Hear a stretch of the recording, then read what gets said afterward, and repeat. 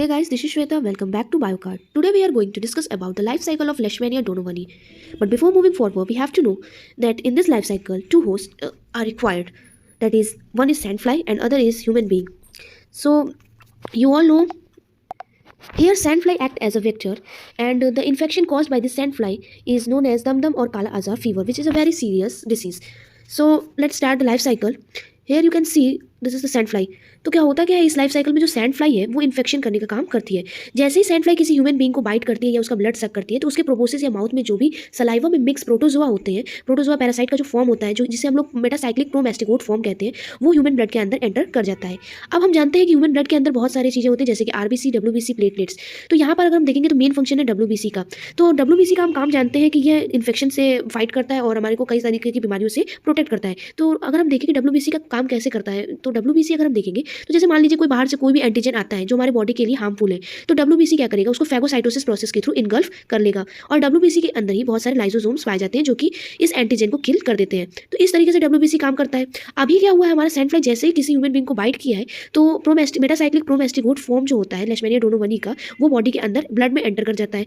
फिर जो डब्ल्यूबीसी होता है वो जैसे अपना एक्ट करता है, वो जैसे बाकी एंटीजेंस के लिए एक्ट करता है वैसे ही वो इस मेटासाइक्लिक प्रोमेस्टिकोट फॉर्म के साथ भी एक्ट करता है। वो क्या करेगा, इसे इनगल्फ करने की कोशिश करता है, फिर इसे इनगल्फ कर लेता है, बट इसे ये किल नहीं कर पाता है क्योंकि इसके पास कुछ स्पेसिफिक प्रोटीन होता है जिसकी वजह से इसको डिग्रेड करना पॉसिबल नहीं हो पाता है। जिससे होता यह है कि मेटासाइक्लिक प्रोमेस्टिकोट फॉर्म जो होता है वो डब्ल्यूबीसी के अंदर भी सर्वाइव कर पाता है और इसके बाद ये जो प्रोमेस्टिकोट फॉर्म है वो अपना फॉर्म चेंज कर लेता है और बन जाता है एमेस्टिकोट फॉर्म में, जो कि आपको दिख रहा होगा। पहले ये स्पिंडल शेप का दिखाई दे रहा था, अब ये राउंडेड सर्कुलर शेप का दिखाई देने लगेगा।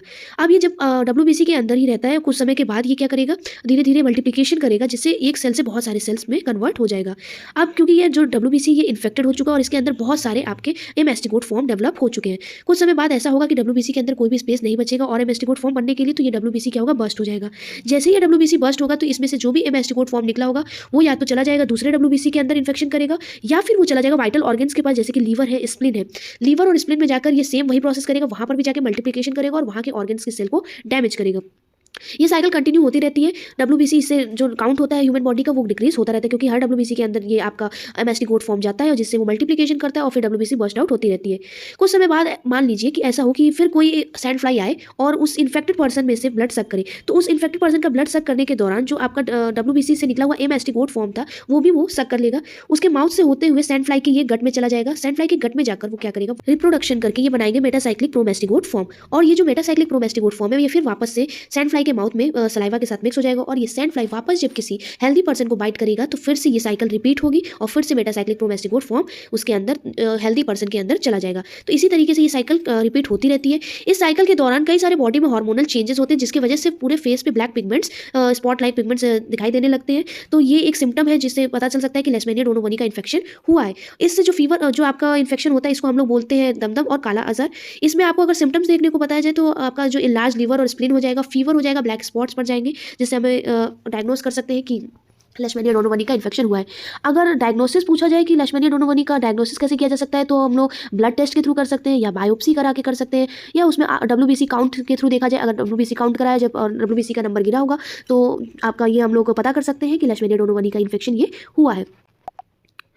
इस पूरी लाइफ साइकिल में हमने ये देखा है कि जो प्रोमेस्टिकोट फॉर्म है वो आपका सैंड फ्लाई के अंदर पाया जाता है और जो एमेस्टिकोट फॉर्म है वो आपका क्या कहते हैं ह्यूमन बींग्स के अंदर पाया जाता है। तो दो फॉर्म में आपका ये प्रोटोजोआ पैरासाइट पाया जाता है, एक होता है प्रोमेस्टिकोट फॉर्म जो कि आपका सैंड फ्लाई में पाया जाएगा और दूसरा होगा एमेस्टिकोट फॉर्म जो ह्यूमन बींग्स के अंदर पाया जाएगा।